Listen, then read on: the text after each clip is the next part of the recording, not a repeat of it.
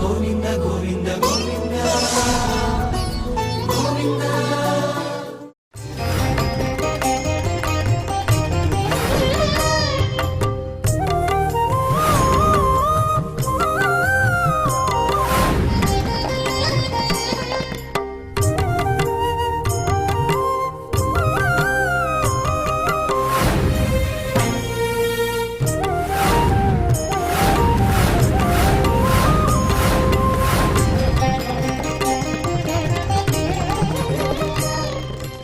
ఓం నమో వెంకటేశాయ.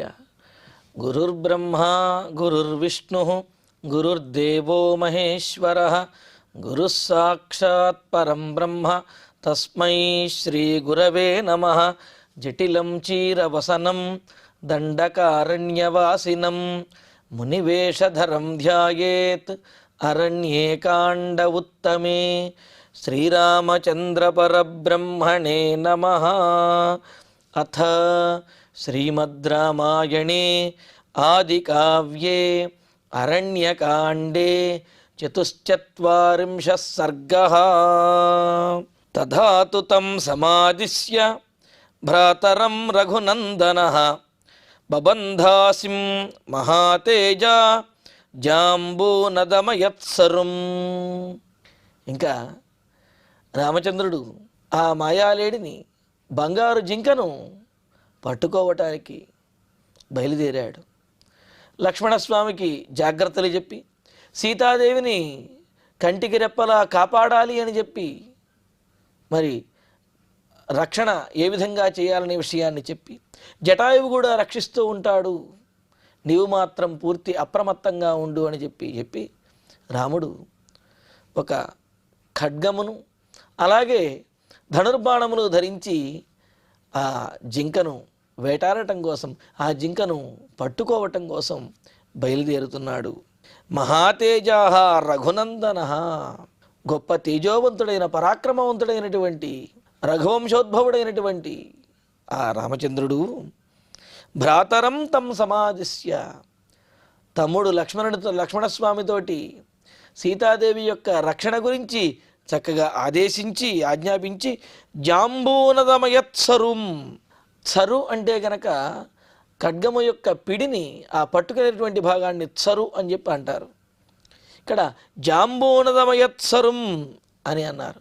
అంటే మేలిమి బంగారంతో చేయబడినటువంటి పిడి కలిగిన ఆ ఖడ్గమును, అసిం ఖడ్గమును బబంధ, ఇంకా తన కటికి ఆ నడుం దగ్గర ఆ కత్తిని ధరించాడు రామచంద్రమూర్తి. చాలా గొప్పదైనటువంటి, చాలా పదునైనటువంటి, చురుకైనటువంటిది.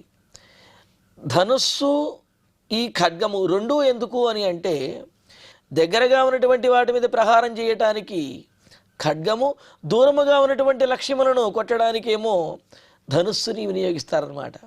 మరి ఆ జింక దగ్గరగా ఉన్నట్లయితే ఈ ఖడ్గంతో దాని మీద ప్రహారం చేసి ఉండేవాడు. అది దూరంగా పెడితే మరి ధనుర్బాణములతోటి, కావున ఇంకా ఆ ఖడ్గమును నడుము దగ్గర చక్కగా ధరించి తతస్త్రియవనతం చాపం ఆదాయాత్మ విభూషణం ఆబధ్య చ కలాపౌద్వౌ జగామోదగ్ర విక్రమ. ఆ ఖడ్గమును ధరించిన తర్వాత తన శరీర భాగములాగా తనకు అందాన్ని, అదేవిధంగా అలంకారంగాను ఉండేటటువంటిదైన కోదండమును, ధనుస్సును కూడా ధరించాడు రామచంద్రుడు. అందుకే చూడండి, మనం ఎక్కడైనా భగవంతుడి యొక్క చిత్రపటాన్ని చూసాము అంటే ఇంకా ధనుస్సు కనిపించింది అంటే చాలు రాముడు అని చెప్పి అనేస్తామంటే రాముడికి అదొక చిహ్నములాగా ఉన్నది. కేవలం ఒక ఆయుధంలా మాత్రమే కాకుండా ఒక అలంకరణలాగా, ఒక చిహ్నంలాగా ఆ ధనుస్సు అనేది ఉన్నది. అదే మాట ఇక్కడ చెబుతున్నారు.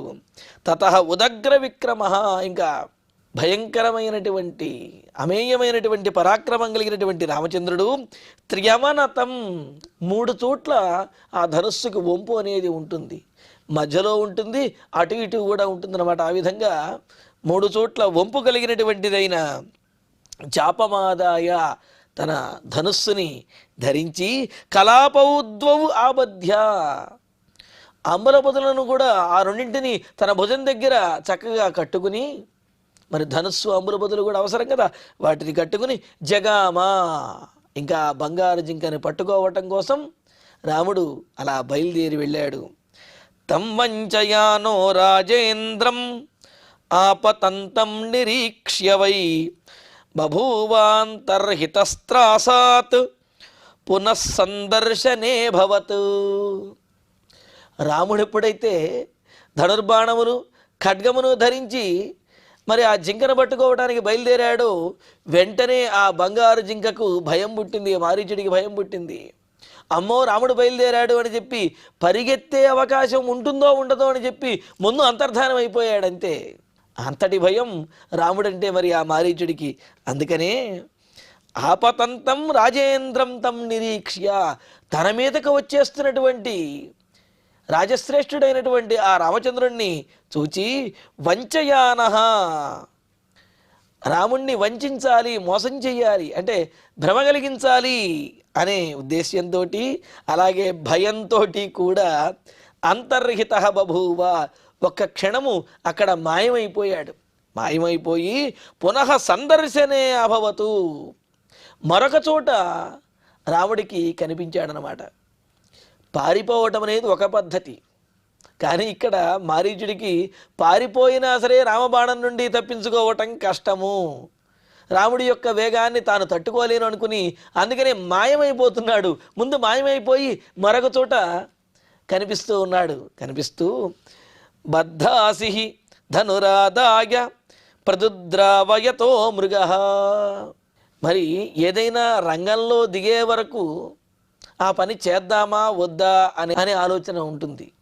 కానీ ఇక రంగంలోకి దిగి ఆ పని ఖచ్చితంగా చెయ్యాలనుకున్న తర్వాత ఎలాగైనా ఆ పని సాధించాలి అనే పట్టుదల వచ్చేస్తుంది. మరి ఆ జింక కనిపిస్తూ ఉన్నది, దాన్ని పట్టుకోవాలి అని చెప్పి అనుకున్నాడు. అదేమో ఒక్కసారి మాయమైపోయి దూరంగా వెళ్ళి మళ్ళీ అక్కడ కనిపిస్తూ ఉన్నది.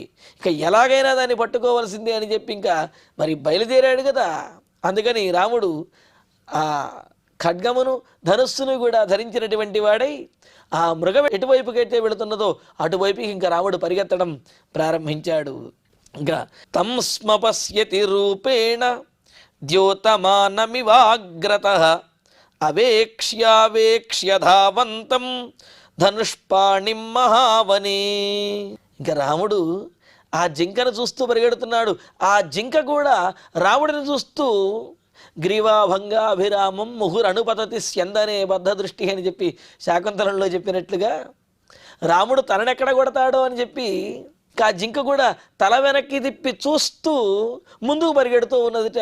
అలా వెనక్కి చూస్తూ అలా ముందుకు పరిగెడుతూ ఉన్నది. ఇది ఇంకా ఎలా ఉన్నది అంటే రూపేణ అగ్రతః ద్యోతమాన, రాముని ముందు ఒక కాంతిపుంజం పరిగెడుతున్నట్లుగా ఉన్నదిట. అలాగా తన ముందు ఆ దివ్యమైనటువంటి రూపంతో ప్రకాశిస్తూ పరిగెడుతున్నటువంటి ఆ జింకను చూచి ధనుష్పాణిం అవేక్ష్య మహావనేధావంతం, ధనుర్ధారి అయి తన వెనకాల వస్తున్నటువంటి ఆ రాముడిని చూసి మరలా చూస్తూ ముందుకు పరిగెడుతూ ఉన్నది. రాముడు కూడా ఆ జింకను చూస్తూ దానివైపుకే పరిగెడుతూ ఉన్నాడు. అతివృత్తమిషోపాతాత్ లోభయానం కదాచన శంకితంతు సముద్భ్రాంతం ఉత్పతంతమివాంబరే. రాముడు బాణం విడవకపోయినా బాణం విడిచిపెడితే తప్పించుకోవాలి అని చెప్పి ఆ జింక పరిగెత్తడంతో పాటుగా ఉన్నట్టుండి గాల్లోకి ఎగిరి కింద పడుతున్నది, కిందకి దిగుతున్నదిట. ఎందుకంటే ఒకవేళ రాముడు కనుక బాణాన్ని ప్రయోగిస్తే అందు నుంచి తప్పించుకోవాలి అనే చిన్న ప్రయత్నం అన్నమాట. అలాగా కదాచిత్ లోభయానం, కొన్ని సందర్భాల్లోనేమో రాముడికి దొరికినట్లుగా ఉండి దగ్గరగా కనిపిస్తూ ఉన్నది. ఇంకా అలా కనిపిస్తూనే బాణం దెబ్బ తగలకూడదు అని చెప్పి ఎగిరిపడుతూ ఉన్నది. అతివృత్తం శంకితమివ, ధనుష్పాణి అయినటువంటి రాముడు ఎప్పుడైనా బాణమును ప్రయోగించవచ్చును కావున ఆ బాణం ఎప్పుడు ప్రయోగించినా తనకు తగలకూడదు అని చెప్పి మధ్య మధ్యలో అది పరిగెడుతూ ఎగురుతూ ఉన్నది, గాల్లోకి ఎగురుతూ ఉన్నది.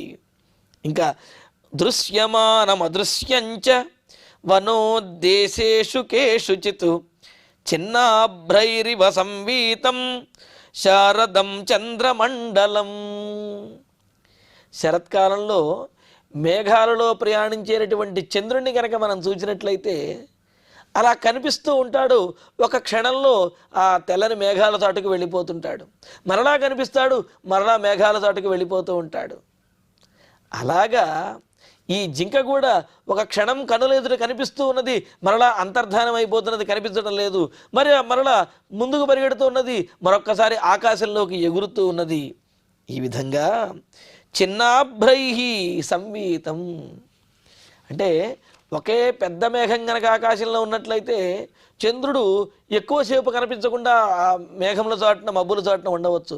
కానీ చిన్నాభ్రైహి అంటే చిన్న చిన్న మేఘములు, విడిపోయినటువంటి పెద్ద మేఘంలో చిన్న చిన్న మేఘములు ఉన్నట్లుగా అలా చిన్న చిన్న మేఘముల యొక్క చాటుకు వెళ్ళిన శారదం చంద్రమండలం ఇవా శరత్కాలంలో ఉన్న ఆ చంద్రుని యొక్క తేజస్సులాగా చంద్రమండలంలాగా వనోద్దేశేషు ఆ వనంలో ఉన్నటువంటి పొదల చాటుకు పరిగెడుతున్నటువంటి ఆ జింక కొన్ని సందర్భాల్లో కనిపిస్తున్నది, కొన్ని సందర్భాల్లో కనిపించడం లేదు. కనిపించింది అనుకునేలోపే కనిపించకుండా వెళ్ళిపోతూ ఉన్నది. ఆ విధంగా కేషుచిత్ దృశ్యమానం కేషుచిత్ అదృశ్యం. కొన్ని పొదలలోనేమో పొదల మాటు నుండి కూడా అది కనిపిస్తున్నది, కొన్ని పొదల చాటునున్నప్పుడు అసలు అది కనిపించడం లేదు. ఈ విధంగా అదృశ్యం తం పశ్యతి స్మ. అలాగా మేఘాల చాటులో దోబూచులాడుతున్నటువంటి చంద్రునిలాగా ఈ అడవిలో ఉన్నటువంటి పొదల మాటున పరిగెడుతూ తనకు కనిపించి కనిపించకుండా దొరకకుండా పరిగెడుతూ ఎగురుతూ ఉన్నటువంటి ఆ జింకను తదేక దృష్టితోటి గమనిస్తూనే రాముడు ఆ జింక వెనకాల పరిగెడుతూ వెళుతున్నాడు. ముహూర్తాదేవ దదృశే ముహుర్దూరాత్ ప్రకాశతే దర్శనాదేవం సోపాకర్షత రాఘవం. ఇంకా అసలు కనిపించకుండా కనుకపోతే ఆ జింక రాముడు మునుముందుకు వెళ్ళేవాడే కాదు. కానీ రాముడిని అక్కడి నుంచి దూరంగా తీసుకువెళ్ళాలి అనే ఆలోచనలో ఉండటంతో, అదే కదా వీరి యొక్క ఆలోచన, వీరి యొక్క పన్నాగం. రావణాసురుడును ఆ మారీచుడు చేసినటువంటి పన్నాగం అదే కదా. అందుకని రాముడిని దూరంగా తీసుకువెళ్ళాలనే పన్నాగం కావున రాముడికి చిక్కినట్లుగాను, రాముడికి కనిపించినట్లుగాను, కనిపించినట్లుగాను అలాగా ముందుకు వెళుతూ ఉంటే అదిగో దొరికేసింది అని చెప్పి రాముడు ముందుకు వెళుతున్నాడు. అక్కడి నుంచి ఆ జింక పారిపోతున్నది. ఈ విధంగా ముహూర్తాదేవ దదృశే కొద్దిసేపట్లోనే అది కనిపిస్తూ ఉన్నది. ముహు దూరాత్ ప్రకాశతే మరుక్షణంలో అది దూరంగా అది ప్రకాశిస్తూ ఉన్నది, దూరంగా వెళ్ళిపోతూ ఉన్నది. ఏవం మృగతాం గతః ఈ విధంగా మృగరూపంలో ఉన్నటువంటి ఆ మారీచుడు దర్శనాత్ దగ్గరగా కనిపిస్తూ కనిపించకుండా ఉంటూ ఈ విధంగా చేస్తూ రాఘవం ఏవం ఇక రాముడిని ఈ విధంగా సుదూరమాశ్రమస్యాస్య మారీచో మృగతాంగతః రాముడిని ఆ పంచవటి ఆశ్రమం దగ్గర నుంచి చాలా దూరము రాముడిని తీసుకువెళ్ళిపోయాడు మారీచుడు. కనిపించకుండా దొరకకుండా ఉంటూ దొరికేశాడు అనిపించేస్తూ అలాగా పరిగెడుతూ రాముడిని అక్కడి నుంచి చాలా దూరం మారీచుడు తీసుకువెళ్ళాడు. ఆసీత్ క్రుద్ధస్తు కాకుత్స్థః వివశస్తేన మోహితః అధావతస్థే సంభ్రాంతః ఛాయామాశ్రిత్య శాద్వలే. ఈ విధంగా ఆ జింక తనకు కనిపించకుండా అలాగా చాలా దూరం తీసుకుపోయింది. రాముడు కూడా తాను ఆశ్రమం నుండి దూరంగా వచ్చేస్తున్నాను అనే ఆలోచన లేకుండా ఆ జింకను పట్టుకోవాలి అనే ఆలోచనతోటి దాని వెనకాల కొంత దూరం వచ్చేసి ఒక చెట్టు దగ్గర అలా నుంచుని ఉన్నాడు, సేద తీరుతూ ఉన్నాడు, పరిగెత్తి ఉన్నాడు కదా రామచంద్రుడు. అలా ఉన్నాడు. ఇంకా కకుస్థవంశీయుడైనటువంటి ఆ రామచంద్రుడు వివశః తేన మోహితః ఆ జింకకు వశమైపోయినట్లుగా, తాను అదుపు తప్పినట్లుగా, ఏదో పిల్లలు గనక తమకు కావలసినటువంటి ఆట వస్తువు కోసం ఎలాగైనా పరిగెత్తి వెళ్ళినట్లుగాను దానికోసమే ప్రయత్నించినట్లుగా రాముడు కూడా మరి ఆ జింక తనకు దొరకనట్లుగా పరిగెడుతూ ఉంటే ఆ జింకను పట్టుకోవటమే తన కర్తవ్యం అన్నట్లుగా, ధ్యేయం అన్నట్లుగా దాని వెనకాల పరిగెడుతూ ఉన్నాడు. అలా మృగము చేత వంచింపబడిన మోహింపబడినటువంటి రాముడు ఇంకా ఆ మోహం తర్వాత కోపం వచ్చేసింది. ఆ జింకను పట్టుకోవాలనుకున్నాడు, కానీ అది దొరకటం లేదు. పైగా దొరికినట్లుగా దొరికి తప్పించుకుంటూ ఉన్నది. దాంతో ఇంకా రాముడికి కోపం వచ్చి అథ సంభ్రాంత శాద్వలే ఛాయామాశ్రిత్య, ఇంకా ఇది కొత్తగా ఉన్నది, కనిపించటం లేదు అని అనుకుని అక్కడే ఒక చెట్టు కింద సేద తీరుతూ ఉన్నాడు. సేద తీరుతూ ఎలా అయినా జింకను పట్టుకోవాలి అని ఇంకా పట్టుదల కోపంలోకి మారిందనమాట. కోపం వచ్చేసింది. సతమున్మాదయామాస మృగరూపో నిశాచర మృగై పరివృతో వన్యై అదూరాత్ ప్రత్యదృశ్యత. ఇంకా జింక కనిపించడం లేదు అని ఆ చెట్టు కింద నుంచుని సేద తీరుతూ ఆ జింక కోసం అటు ఇటు చుట్టూ చూస్తూ ఉన్నాడు రామచంద్రుడు. దొరికితే ఇంకా దానిని పట్టుకోవటమో కొట్టేయటమో చెయ్యాలి అని చెప్పి ఇంకా రాముడి కోపం కూడా వచ్చేసింది. అలాగా చూస్తూ ఉంటే మృగరూప సహ నిశాచర, మృగరూపంలో ఉన్నటువంటి ఆ మారీచుడు అనే రాక్షసుడు తమున్మాదయామాస, ఇక రాముడికి మరింతగా మోహాన్ని కలుగజేస్తున్నాడు, మరింతగా రాముడిని రెచ్చగొడుతూ ఉన్నాడు. ఎందుకంటే కొంతమంది సాధారణంగా ఆ పనుల్లో నిమగ్నం కాకపోయినా రెచ్చగొట్టినట్లయితే మాత్రం ఇంకా ఎదురు లేనట్లుగాను, అదేవిధంగా ఇక వేరే పనేది కాదు ఇదే చెయ్యాలి అన్నట్లుగా తదేక దృష్టితోటి, అదేవిధంగా దాన్ని ఎలాగైనా సాధించాలనే పట్టుదలతో కోపంతో ప్రయత్నిస్తూ ఉంటారు. అందుకనే ఇక్కడ మారీచుడు ఉన్మాదయామాస, రామచంద్రుడికి మరింతగా కోపాన్ని, అదేవిధంగా మరింతగా పట్టుదలను కూడా చిత్తభ్రమను కలుగజేస్తూ అక్కడ కనిపిస్తూ ఉన్నాడు.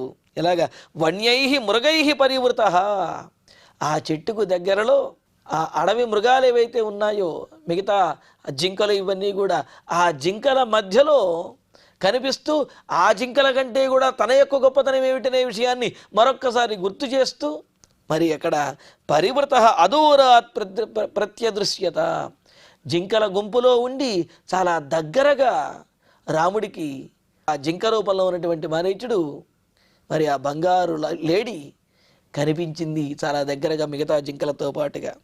గ్రహీతు కామం దృష్ట్వైనం పునరేవాభ్యధావత తత్క్షణాదేవ సంత్రాసాత్ పునరంతర్హితోభవత్. ఇక రాముడు ఆ జింకను చూశాడు. చూసి పట్టుకోవడానికి ఉద్యుక్తుడవుతూ ఉన్నాడు. ఉద్యుక్తుడైన వెంటనే మారీచుడికి అర్థమైపోయింది, అమ్మో రాముడు పట్టేసుకుంటాడు అని చెప్పి అలా తనను పట్టుకోవడానికి వస్తున్నటువంటి ఏనం రామచంద్రుణ్ణి చూచి పునరేవ అభ్యధావత, మరలా ఆ మారీచుడు ఆ జింకల గుంపులో నుండి ఒక్కసారి ఒక్క ఉదుటన ఎగిరి మరలా అక్కడ నుంచి పారిపోయాడు. తత్క్షణాదేవ, ఆ క్షణంలోనే సంత్రాసాత్ పునః అంతర్హితో అభవతు, అలా ఎగురుతూనే రాముడు ఎక్కడ బాణప్రయోగం చేస్తాడో అని చెప్పి భయంతో వెంటనే మాయమైపోయాడు కూడా. ఆ జింకల గుంపులోంచి పారిపోయినా ఇంకా రాముడు పట్టుకుంటాడేమో అన్న భయంతో మాయమైపోయాడు. మాయమైపోయి మరలా దూరంగా వెళ్ళి రాముడికి కనిపిస్తూ ఉన్నాడు. పునరేవ తతో దూరాత్ వృక్షషండాద్వినిశ్రుతం దృష్ట్వా రామో మహాతేజాః తం హంతుం కృత నిశ్చయః భూయస్తు శరముద్ధృత్య కుపితస్తత్ర రాఘవః. ఇంకా తతః ఆ జింకల గుంపులోంచి ఎగిరి అంతర్ధానమైపోయి మరలా దూరంగా వెళ్ళి పునరేవ దూరాత్ వృక్షషండాత్ వినిశ్రుతం, మరలా దూరంగా వెళ్ళి అక్కడ ఉన్నటువంటి చెట్ల గుంపుల నుండి, ఆ పొదల్లో నుండి ఆ బంగారు జింక బయటకు వస్తూ కనిపించింది రాముడికి. రాముడి ఇంకా జింకను చూసి దృష్ట్వా మహాతేజాః, గొప్ప పరాక్రమశాలి అయినటువంటి వాడు, రఘువంశీయుడైనటువంటి వాడు. ఎందుకంటే రఘువంశీయులు తాము అనుకున్నటువంటి కార్యాన్ని నెరవేర్చి తీరుతారు. అందుకని ఆ మాట అంటున్నాడు. అంత పట్టుదల కలిగినటువంటి వాడైన రాముడు తం హంతుం కృత నిశ్చయ, ఇంకా ఈ జింకను వధించి తీరవలసిందే. ఇది సాధారణమైనటువంటి జింక కాదు, ఇది మాయ చేస్తున్నది, పైగా మోసగిస్తూ ఉన్నది. అని చెప్పి అనుకుని ఇంకా ఆ జింకను వధించడమే సరి అయిన పని అనుకుని కృతనిశ్చయ ఇంకా నిశ్చయించుకొని తత్ర శరం భూయ కుపిత అభూత్. ఇంకా ధనుర్బాణాలు తీసి శరాన్ని సంధించి మరింత కోపంతో ఆ మృగాన్ని, ఆ బంగారు జింకని బాణంతో కొట్టాలి అని చెప్పి నిశ్చయించుకొని ధనుర్బాణాలు ఎక్కుపెట్టాడు, బాణాన్ని ఎక్కుపెట్టాడు రామచంద్రుడు. మరి రాముడి యొక్క బాణానికి మారీచుడు ఏ విధంగా మరణించాడు, ఆ తర్వాత జరిగినటువంటి సంఘటనలు, అనూహ్యమైనటువంటి సంఘటనలు ఏమిటి అనే విశేషాన్ని తరువాతి ప్రవచనంలో తెలుసుకుందాము. ఇక ఇప్పుడు శ్లోకాలను పారాయణ చేసుకుందాము. తథాతు తం సమాదిశ్య భ్రాతరం రఘునందనః బబంధాసిం మహాతేజ జాంబూనదమయత్సరుం తతస్త్రియవనతం చాపం ఆదాయాత్మవిభూషణం ఆబధ్య చ కలాపౌ ద్వౌ జగామోదగ్రవిక్రమః తం వంచయానో రాజేంద్రం ఆపతంతం నిరీక్ష్య వై బభూవాంతర్హితస్త్రాసాత్ పునః సందర్శనే భవతు బద్ధాసిర్ధనురాదాయ ప్రదుద్రావయతో మృగః తం స్మ పశ్యతి రూపేణ ద్యోతమానమివాగ్రతః అవేక్ష్యావేక్ష్య ధావంతం ధనుష్పాణిం మహావనే అతివృత్తమిషోః పాతాత్ లోభయానం కదాచన శంకితం తు సముద్భ్రాంతం ఉత్పతంతమివాంబరే దృశ్యమానమదృశ్యంచ వనోద్దేశేషు కేషుచిత్ చిన్నాభ్రైరివ సంవీతం శారదం చంద్రమండలం ముహూర్తాదేవ దదృశే ముహుర్దూరాత్ ప్రకాశతే దర్శనాదేవం సోపాకర్షత రాఘవం సుదూరమాశ్రమస్యాస్య మారీచో మృగతాం గతః ఆసీత్ క్రుద్ధస్తు కాకుత్స్థః వివశస్తేన మోహితః అధావతస్థే సంభ్రాంతః ఛాయామాశ్రిత్య శాద్వలే సతమున్మాదయామాస